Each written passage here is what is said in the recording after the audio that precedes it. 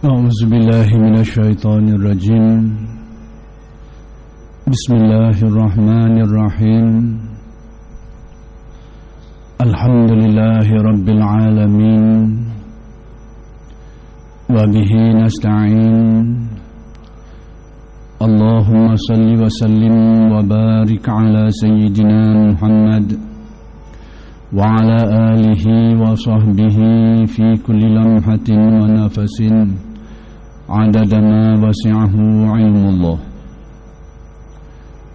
رب اشرح لي صدري ويسر لي أمري واحلل عقدة من لساني يفقه قولي ولا حول ولا قوة إلا بالله العلي العظيم إلهي أنت مقصودي ورضاك مطلوبي أعطني محبتك ومعرفتك. Assalamualaikum warahmatullahi ta'ala wabarakatuh. Alhamdulillah wa syukurulillah. Segala puji bagi Allah yang telah memberikan hidayah dan taufik. Mudah-mudahan kita sentiasa dikurniakan Allah hidayah dan taufik. Kuliah Masjid Ambidin pada malam ini ingin menyambung perbahasan kalam hikmat Syekh Ahmad Ibn Athaillah Al-Iskandari radhiyallahu anhu yang ke-32. Dalam kalam hikmat ini Syekh Ahmad Ibn Athaillah Al-Iskandari telah menyatakan sifat bagi dunia ini, yaitu dunia ini adalah tempat terjadinya segala macam ujian dan dugaan, dan hal ini akan berlarutan sampai bila-bila.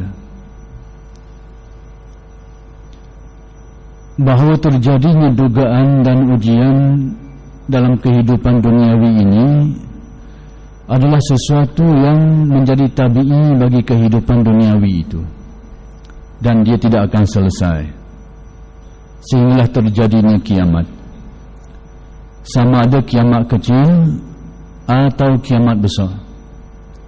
Kiamat kecil yaitu kematian. Bila terjadinya kematian, maka selesailah sebahagian dari kehidupan. Ujian dan dugaan hidup selesai bagi orang itu. Tapi kehidupan dunia masih ada, karena masih ada yang hidup. Dan dugaan kehidupan itu masih berlaku lagi, sehinggalah terjadinya hari kiamat besar, kehancuran seluruh alam. Maka dikala itulah tamatnya kehidupan duniawi ini, dan tidak ada lagi dugaan kehidupan itu, sudah tidak ada lagi. Maka demikianlah Syekh ini ingin menyatakan kepada kita bahawa selagi kita ini hidup di dunia, maka dugaan ujian adalah sesuatu yang tidak dapat dielakkan. Berarti orang yang mengambil prinsip, mengambil sikap menunggu suatu keadaan sudah tidak ada lagi dugaan dan ujian, sikap ini tidak bertepatan dengan realiti kehidupan duniawi. Lalu kalam hikmat ini ternyata terkait dengan kalam hikmat sebelumnya, yaitu mengenai manusia yang menunggu sehingga tidak ada lagi dugaan dan ujian dalam hidupnya. Hidup yang tenang, tenteram, lenang, barulah nak ditumpukan perhatian untuk menempuh jalan ibadah, jalan mahabbah, dan jalan ma'rifat Allah. Ternyata sikap itu adalah sikap yang tidak menguntungkan dan tidak bertepatan dengan kenyataan. Kalau dia menunggu saat itu, baru nak ditumpukan perhatian sepenuhnya kepada jalan-jalan tadi, untuk ibadahnya, untuk ma'rifatnya. Setelah tidak ada lagi dugaan, setelah tidak ada lagi ujian, hidupnya lenang dan tenang, hal ini ternyata tidak akan ditemui. Berarti ibadah yang dihasratkan, menempuh jalan ma'rifat yang dicita-citakan itu tidak akan terjadi. Kerana apa yang diharapkan itu, kehidupan yang sudah tidak ada dugaannya tidak akan berlaku. Maka sebab itulah Syekh mendatangkan kalam hikmat yang ke-32 ini untuk menyatakan kepada kita bahawa dunia ini selagi ia bernama dunia tetap ada dugaan dan ujiannya. Maka kita disuruh untuk menempuh jalan ma'rifat, menempuh jalan ibadah dalam kehidupan realiti yang sedang kita hadapi.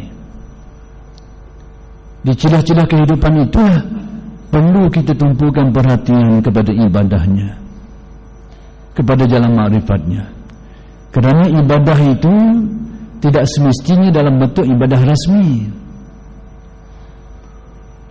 Dan seseorang itu dalam usaha mendekatkan diri kepada Allah, dalam usaha untuk meningkatkan martabat rohaninya, tidak semestinya menerusi ibadah-ibadah rasmi. Kadang-kadang pangkat itu, kedudukan itu diangkat oleh Allah tidak menerusi ibadah-ibadah rasmi. Kadang-kadang menerusi musibah dan bala bencana, diangkatkan darjat seseorang itu, dan bermacam-macam lagi lah. Jadi demikianlah Syekh Ahmad Ibn Atta'illah ingin menjelaskan kepada kita hakikat ini, supaya jangan kita terpengaruh dan terpedaya dengan prinsip yang salah tadi itu, yakni menunggu waktu sehingga tenang. Kalau kita kok peceng lah, peceng, tak ada urusan sesal belaka, pada hari tak sedar, masa itulah sakit aurat, masa itulah itu dan ini macam-macam. Diingat ke peceng tak ada benda sesal, boleh sesal belaka dah. Maka demikianlah Syekh ingin mengajarkan kita, yakni tempuhilah jalan ibadah, jalan ma'rifat sekarang juga, walau apapun situasi kita. Kerana hal itu tidak menghalang situasi kehidupan kita, sama ada dalam nikmat ke atau dalam bala, sama ada dalam ibadah ke atau dalam kemaksiatan, pasti di situ ada laluan untuk kita mendekatkan diri kepada Allah. Segera untuk menempuh perjalanan itu. Kemudian kata Syekh mendatangkan kata-kata Umar Ibn Khattab radhiyallahu anhu. Umar Ibn Khattab radhiyallahu anhu berkata kepada seorang yang dinasihatinya, jika engkau sabar, maka hukum Allah tetap berjalan dan engkau mendapat pahala. Dan apabila engkau tidak sabar, tetap berlaku ketentuan Allah itu, sedang engkau berdosa. Demikianlah nasihat Sayyidina Umar bin Khattab radhiyallahu anhu, nasihat yang penuh kebijaksanaan. Kata Umar, ketetapan Allah tetap akan berlaku. Apa yang dikehendaki oleh Allah, apa yang sudah diqada-qadarkan Allah, pasti akan berlaku. Tinggal lagi sikap kita, sama ada ingin bersabar, berusaha untuk bersabar, atau sebaliknya. Lalu kata Umar, sekiranya engkau bersabar, ketetapan itu tetap juga berlaku dan engkau mendapat pahala. Tapi sekiranya engkau memilih jalan untuk tidak bersabar, ketetapan itu tetap juga berlaku, tapi engkau berdosa. Mana yang kau nak, kata Sayyidina Umar? Jadi ternyata ketetapan Allah pasti akan berlaku. Tinggal lagi kita ini sama ada berusaha untuk bersabar atau di sebaliknya. Kalau bersabar, ini jalan yang lurus, kita mendapat kebaikan. Kebaikan dapat menghadapi kepayahan itu, dan kebaikan mendapat ganjaran di sisi Allah. Tapi kalau kita tidak bersabar, pertama sekali sudah tentu berdosa, karena Allah memerintahkan kita supaya bersabar. menghadapi kepayahan. Yang kedua, kehidupan kita jadi kucar-kacir, kucalan habis. Jadi di sisi Allah berdosa, dalam kehidupan dunia tidak tentram, tidak tentram kita. Jadi demikianlah, dalam kehidupan ini bukanlah kejayaan itu orang yang hidup tanpa rintangan, bukan itu. Orang yang hidup lena, tidak ada kepayahan, bukan itu ukuran kejayaannya. Kejayaannya orang yang berjaya menghadapi rintangan itu, orang yang berjaya menyelesaikan masalahnya. Inilah orang yang dikira sebagai berjaya. Kenapa? Kerana tadi kehidupan dunia ini tidak pernah tentram. Sebab itu ungkapan-ungkapan para syekh, mereka itu menyatakan sekiranya terjadi kesenangan itu nikmat besar, itu kurniaan besar daripada Allah Subhanahu Wa Taala. Kenapa? Kerana selagi hidup dunia ini ada segala macam, ada belaka, macam-macam masalahnya. Tapi kalau diberikan nikmat, itu satu kurniaan daripada Allah Subhanahu Wa Taala.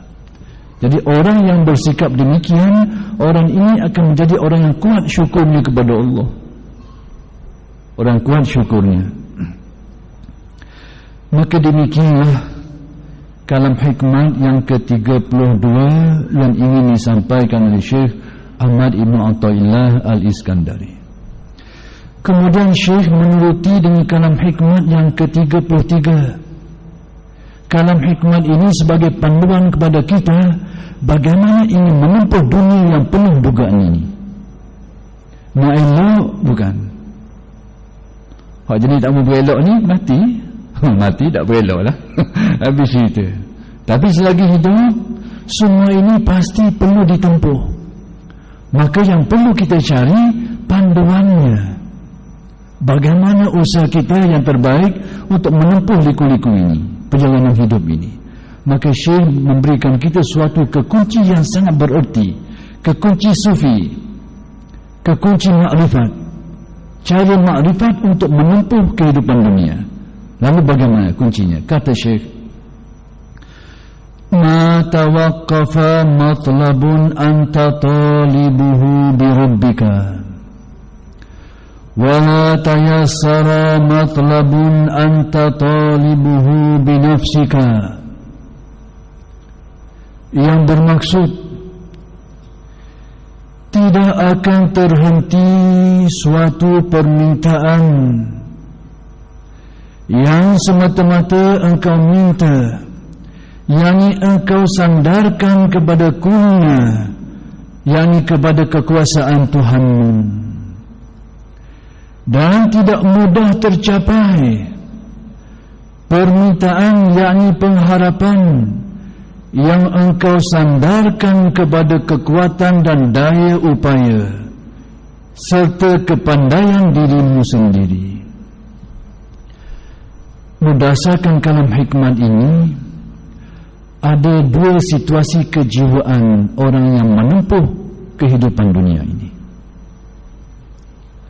Pertama sekali, orang yang menghadapi liku-liku hidup dan kepayahannya adalah bersandarkan kepada kekuatan dirinya, bersandarkan kepada kepandaiannya, bersandarkan kepada kelebihan yang ada pada dirinya.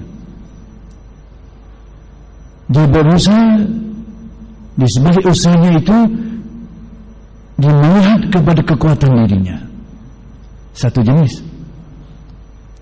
Yang kedua, orang yang menghadapi rintangan kehidupan, masalah kehidupan, dengan berusaha untuk menyelesaikannya, sedang hatinya itu bergantung harap sepenuhnya kepada Allah Subhanahu Wa Taala, bersandar kepada Allah. Yang ini ada dua macam, ada dua jenis yang akan saya perincikan nanti.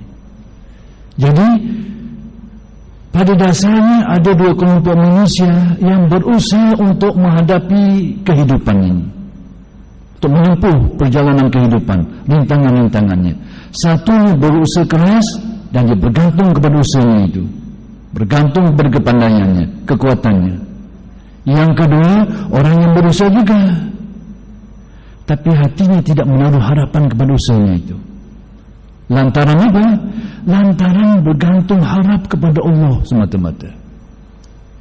Baik, secara sufinya, bagaimana perjalanan yang akan ditempuh, bagaimana bentuk perjalanan yang akan ditempuh oleh golongan pertama, bagaimana sifat perjalanannya, golongan yang pertama dan golongan yang kedua. Kata Syekh, golongan pertama ini pasti akan menghadapi banyak rintangan dalam hidupnya, tidak akan mudah tercapai. Ini berdasarkan kepada dimensi sufinya, kerohaniannya.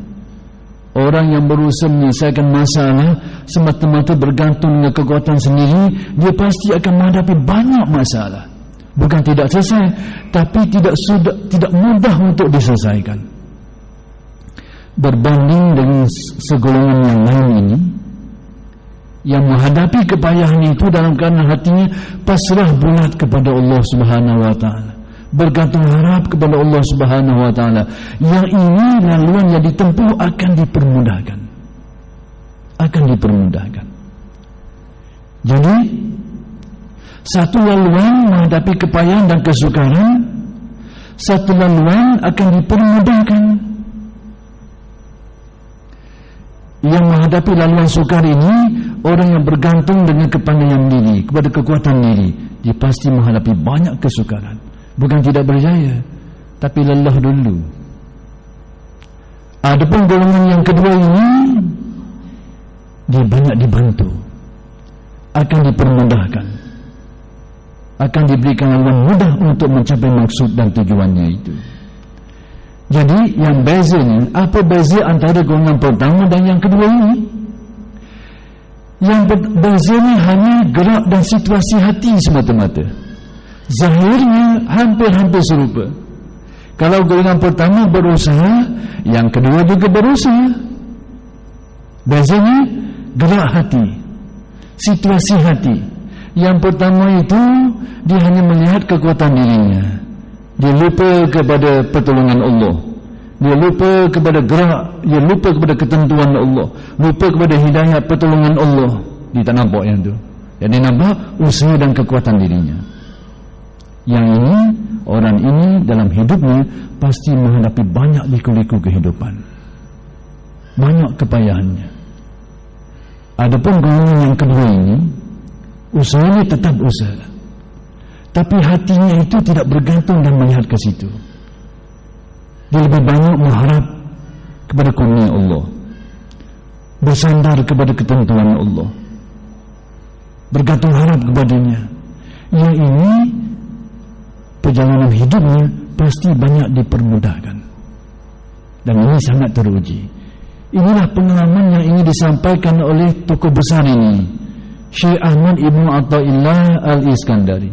Maka sesiapa yang ingin melihat kehidupannya itu ditempuh dengan mudah, diselesaikan dengan mudah, hendaklah dia berusaha untuk meletakkan ruhnya, hatinya, rahsia batinnya pada situasi golongan yang kedua ini. Orang yang banyak berharap kepada Allah, bulat hatinya, dia kena usaha situ. Bandingan yang mudah begini, seorang pekerja yang nak menyelesaikan suatu masalah, yang pertama dia bergantung pada kepakaran yang ada pada dia saja. Dia bekerja di satu syarikat, tidak selesai masalah atas kapasiti dan kemampuan yang ada pada dia saja. Macam-macam lah. Dia hanya satu juzuk dalam satu organisasi yang besar. Nak selesai masalah atas kapasiti yang dia ada pada dia saja, atas kemampuan yang ada pada dia saja. Padahal masalah itu berkait dengan urusan lain, banyak lagi berkait. Itulah bandingan golongan yang pertama, berusaha juga. Golongan yang kedua ini lain. Dia kita dekat boh. Dia cari jalan kok, tapi banyak sesama mesti jalur boh ni. Mana boh payah ni boh. Susah kok ni, dah akan pergi dah ni. Tulis kat surat sekeping, tengok mana. Ni gaya nombor 2 ni. Dia banyak tetek kat atas tu. Jadi kalau bos tulis surat, kau nak tolong. Gitu je sipir dia, kan payah. Begitulah bandingan yang mudah. Jadi inilah Syekh ingin menyatakan kepada kita dua kekunci besar untuk orang menempuh kehidupan. Pilihlah. Nak tempuh jalan pertama, jalan yang sukar, banyak bergantung kepada kepakaran diri sendiri semata-mata. Lupa yang tu, lupa. Kalau nak tempuh jalan mudah, usahakan yang ini. Usahanya di mana? Perbaiki situasi jiwanya, jernihkan hatinya. Sebab untuk mencapai kedudukan yang kedua ini tidak begitu mudah juga. Perlu kepada usaha, perlu kepada riyadhah. Nak letakkan hati bulat bergantung kepada Allah, tak mudah. Kena hati kita ni ditarik ke dunia banyak, ditarik ke dunia sehingga kita ni banyak melihat manusia daripada Allah. Tarik kepada sebab musabab sehingga kita banyak melihat kepada sebab daripada empunya sebab itu. Jadi tak mudah juga ni nak buang tarikan hati ni. Cuma Syekh ni nak beritahu dua situasi orang yang menghadapi kehidupan. Yang kedua ini lawan itu lawan lengang, banyak dipermudahkan Allah. Pertama ni banyak liku-liku, dua-dua ni mungkin berjaya belaka. Ni lelah sikit, ni lenang sikit, tapi gelora tula je. Begitu bandingannya. Jadi kalau sesiapa, dan ini bergantung terserah. Dan kalau dilihat kepada jauh lagi, masing-masing punya qada lah. Ada orang qada jalan payah, ada orang tepuh jalan mudah. Tengok ujung jauh sikit lagi lah.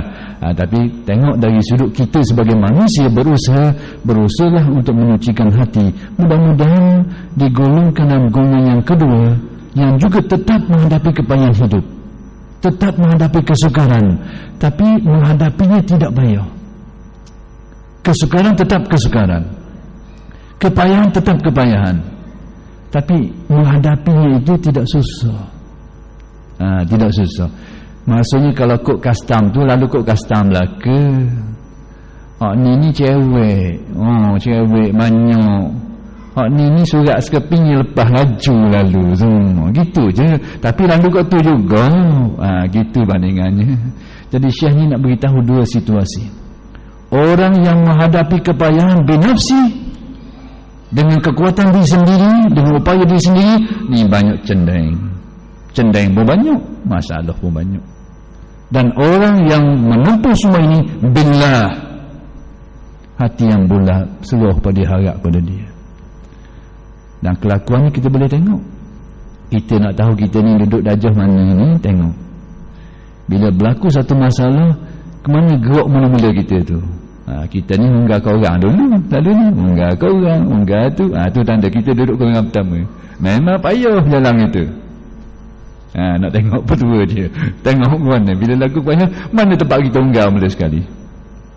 Nak tahu sesiapa yang duduk golongan yang kedua ni, bila terjadi, tengok bagaimana gerak hatinya. Solat dulu ke? Apakah munajat hatinya, solatnya? Bila terjadi masalah, tengok gerak ke mana dulu. Di situ kita boleh tahu. Di sinilah pedomannya, kita boleh meletakkan orang itu pada golongan pertama atau golongan yang kedua. Tapi dua-dua ini merupakan orang yang menghadapi kehidupan. Cuma Syekh nak beritahu kita pertama sekali, cara ni ada cara mudah, ada cara payah. Ni laluan mudah, ni laluan payah. Yang kedua nak beritahu kepada kita juga bahawa manusia ada dua jenis dalam perkara ni. Jadi masing-masing punya qada lah pada dasarnya.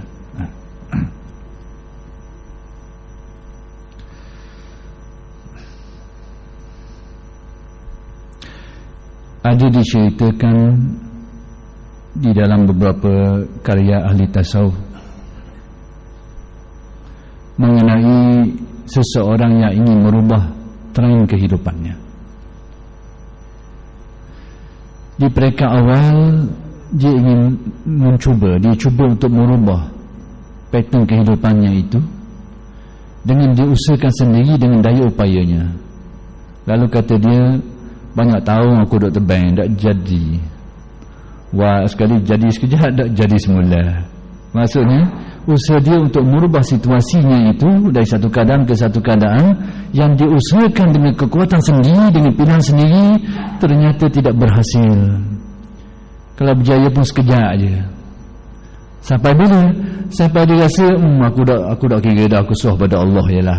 Dia tak sedar dia sedang diangkat oleh Allah pada waktu itu ke satu tingkatan, yakni dia mula digolongkan ke golongan yang kedua, suruh banyak sumbulat kepada Allah.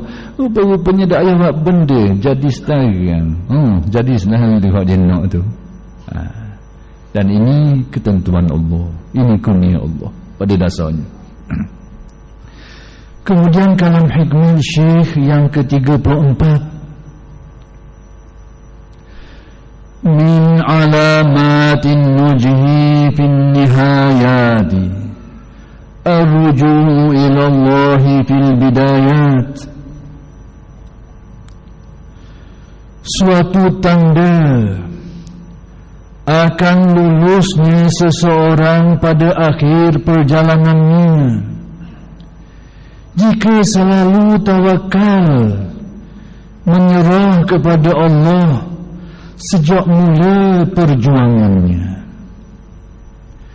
Syekh ini dalam kalam hikmat yang ke-34 ini ingin menjelaskan kepada kita alamat kejayaan sesuatu perjalanan. Kadang-kadang kita boleh membaca kesudahan perjalanan kita. Orang pergi ke laut, dia boleh agak, boleh baca ni terik ni, utum besar ni, adalah pedoman-pedoman dia tu, suhu ke, angin ke, macam-macam lah. Tapi dia boleh agak kali ni, utum besar ni. Itu dalam usaha-usaha keduniaan. Maka demikian juga dalam perjalanan rohani manusia. Ada tanda-tanda awal yang menjadi sandaran yang boleh dijadikan ukuran untuk menentukan kejayaan di penghujungnya. Iaitu Syekh mengatakan dalam kalam hikmah ini, kalau saya terjemah dalam bahasa saya, antara tanda-tanda kejayaan pada kesudahan perjalanan seseorang itu, iaitu kembalinya kepada Allah. Hati itu banyak merujuk kepada Allah, banyak bergantung kepada Allah. Bila? Pada permulaan perjalanannya. Sekiranya perjalanan itu dimulai dengan situasi jiwa seperti ini, itulah tanda kesudahannya insya-Allah akan berjaya. Dan ini sebahagian daripada asrar, sebahagian dari rahsia yang dibukakan Allah ke dalam hati para awliya-Nya. Sebab itu sebahagian awliya diberikan Allah firasah. Firasah ni banyak jenis. Pertama sekali, kita tidak boleh menafikan adanya firasah. Ittaqu firasatal mu'min fa innahu yanzuru bi nurillah. Riwayat Al-Imam At-Tirmizi. Berjaga-jagalah terhadap firasat orang mukmin, kerana dia melihat dengan cahaya petunjuk daripada Allah. Firasat ini banyak tingkatan. Tingkatan yang tinggi dinamakan mukasyafah, kasyaf. Dihidayatkan Allah tanpa sebarang sebab. Peringkat tertinggi. Peringkat rendah sikit, diberi tahu tentang sesuatu menerusi alamat-alamat yang tersembunyi yang orang tak tahu, tapi dia tahu. Macam tadilah orang ke laut tu, pengalaman dia tu dipandai tengok orang lain tak erti ni untung besar ni, tengok air hari ni banyak boleh hari ni, orang lain tak erti. Dia itu semacam firasah. Sebab itu sebahagian dari makna firasah disebut mujarrabat. Ada kitab nama mujarrabat tu, tapi kena tengok jugalah, kena tapih dululah. Tapi pengalaman-pengalaman yang lalu itu sebahagian dari makna firasah, diberi tanda-tanda awal. Maka sebahagian daripada firasat itu ini diberi tanda. Sebab itu bila kita dengar kadang-kadang sebahagian awliya ini, dia ada mengungkapkan kata-kata. Dia kata, aku tahu mana doa aku yang akan diperkenankan Allah. Tahu dengan erti semacam aku diberi alamat. Kebiasaannya kalau aku dapat alamat ni, doa aku itu makbul segera. Sehingga begitu mereka menyatakan, mereka diberi alamat. Maka demikianlah salah satu daripada alamat-alamat rohani. Antara tanda-tanda kejayaan seseorang dalam perjalanannya, sama ada perjalanan rohani kah ataupun perjalanan dunia pun, tandanya dimulai dengan gerak awal hatinya. Di permulaan perjalanan itu bagaimana situasi hatinya? Kalau banyak merujuk kepada Allah, menyerah kepada Allah, bergantung kepada Allah, berharap kepadanya, alamat, tanda, insya-Allah perjalanannya itu baik. Dan ini boleh diuji, boleh dilihat mempunyai badan yang tahu perjalanannya. Maka sebab itu perjalanan tasawuf, hal ini menjadi panggilan umum dalam semua bentuk perjalanan, dalam semua bentuk usaha duniawi, demikian juga usaha ukhrawi, dan usaha ruhani pun serupa. Maka sebab itulah perjalanan-perjalanan secara khusus orang-orang ahli ibadah ni, yang nak mencapai kejayaan dalam ibadahnya, nak mencapai kejayaan dalam jalan ma'rifatnya, diukur dengan bagaimana gerak permulaannya. Kalau di awal perjalanan hatinya itu banyak merujuk hati kepada Allah, tawadhu sifatnya, banyak berdoa kepada Allah, berharap kepadanya, merujuk kepadanya, insya-Allah perjalanan rohaninya akan berakhir dengan kejayaan. Tapi kalau perjalanan awalnya penuh dengan kesombongan, orang lain tak betul belaka, aku ni makan tinggi belaka, tanda berwudung sejak awal lagi. Wudung tahu wudung, kita ni jatuh tangga. Perjalanan kalau begitu permulaannya, awal-awal lagi tengok orang semacam je, tengok ni.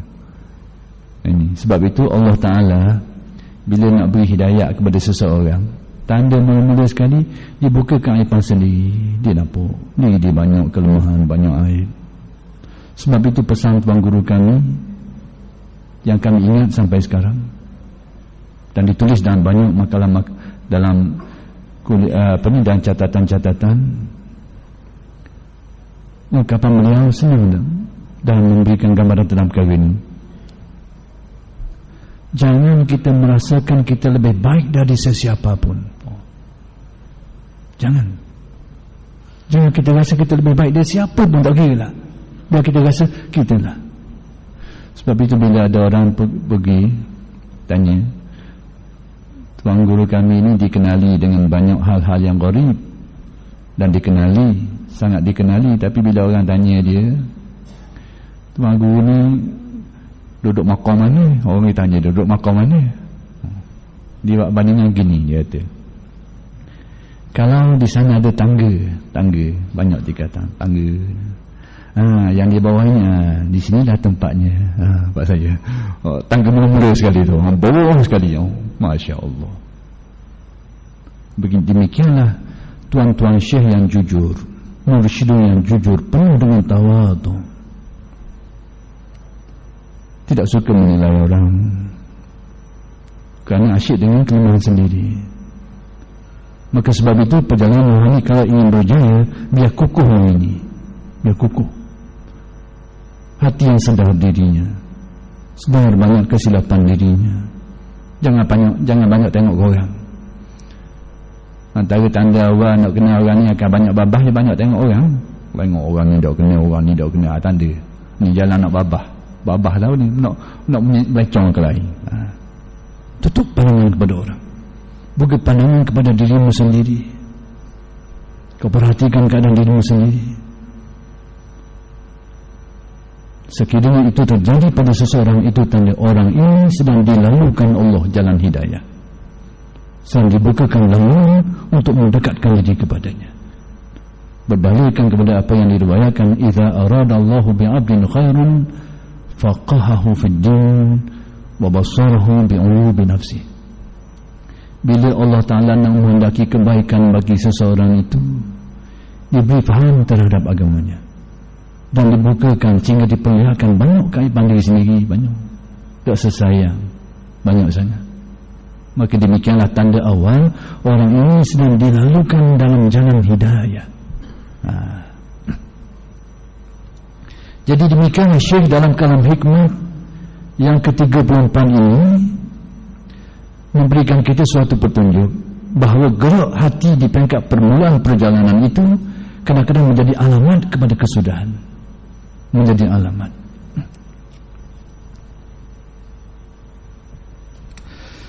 Kata syarih, seorang arif berkata, siapa yang menyangka bahawa ia akan dapat sampai kepada Allah dengan perantaraan sesuatu selain Allah, pasti akan putus kerananya. Yang pasti dia tidak akan tercapai maksud itu. Yang sesiapa yang menyangka dia akan sampai kepada Allah dengan segala macam usaha-usaha, orang ini tidak akan sampai ke maksudnya. Kata-kata ini bukan bermaksud jangan berusaha. Jangan salah faham. Kalau gitu, duduk di yang sudah. Dah cari siapa nak siapa. Tak mau siapa sudah. Jangan gitu. Usaha itu perintah syara'. Cari jalan. Tapi jangan meletakkan hatimu bergantung di situ. Maka inilah yang diperingatkan oleh arif ini. Sesiapa yang dia sangka dia boleh sampai kepada Allah dengan itu, dengan ini, perantaraan ini, dia tidak akan sampai. Tidak akan mencapai maksud itu. Kenapa? Kerana hal itu tercapai semata-mata dengan kurnia daripada Allah Subhanahu wa ta'ala. Tapi bukanlah syekhnya ajamu, jangan usaha. Jangan. Usaha tetap. Perintah syarak tetap terkena padamu supaya berusaha untuk mendekatkan dirimu kepada Allah. Tapi hatimu jangan kau letak bergantungan di situ. Kau letak bergantungan kepada Allah Subhanahu wa ta'ala. Inilah jalan-jalan kearifan. Orang arif dulu, inilah perjalanan mereka. Mereka menempuh jalan yang penuh tawadhu. Mereka menempuh jalan bergantung harap kepada Allah. Sebab tu mereka memuliakan orang lain. Mereka memuliakan, mereka pandang orang lain lebih mulia daripada mereka. Itu ini jalan mereka. Tapi kita hari ni pelik sikit. Tengok orang semacam je. Orang kita ni. Inilah sebab itu tasawuf yang tarekat adalah jalannya. Jalan untuk orang menghayati tasawuf. Bukan jalan untuk orang melebel. Aku ni kumpulan wali ni, aku ni kumpulan wali ni. Tertipu semuanya. Na'udzubillahi min zalik. Tarekat adalah laluan untuk orang mencapai makna tasawuf. Apa makna tasawuf? Dekat hati dengan Allah, mesra hati dengan Allah, sedar diri dan cenderung untuk mengabdikan diri kepada Allah, berasa rahmat pada semua manusia. Itu jalan ahli sufi. Tapi kalau naik masuk tarekat ni kumpulan wali ni kumpulan wali besar ni, parah paling top di dunia sekali, wali besar ni. Itu pangkat anugerah Allah, bukan pangkat tok sendiri. Ke ada orang ni boleh datuk sakut sendiri. Kita tepuh kedan, tulis pangkat apa dia tulis, sakut di dada tu. Ada pasal tu. Mana ada pangkat-pangkatnya orang beri.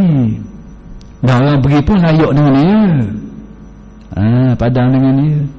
Sebab itu jangan mendakwa dalam dunia tasawuf. Dakwan itu sudah mengeluarkan kita daripada perjalanan. Dakwan banyak mendakwa ni. Aku beginilah. Banyak macam-macam pesing dakwa. Kalau padang dengan batang tubuh tak apa kau. Padang kadang-kadang dakwa serba macam. Bila teruji ditampukan. Masya Allah. Jadi biar kita fahami perjalanan orang arifin billah. Mereka sedar bahawa alamat kejayaan perjalanan itu dimulai dengan tanda awalnya. Bila hatimu banyak bergantung kepada Allah, banyak mengisafi dirimu dalam permulaan perjalananmu, mudah-mudahan itulah tanda bahawa perjalananmu akan sampai kepada maksudnya.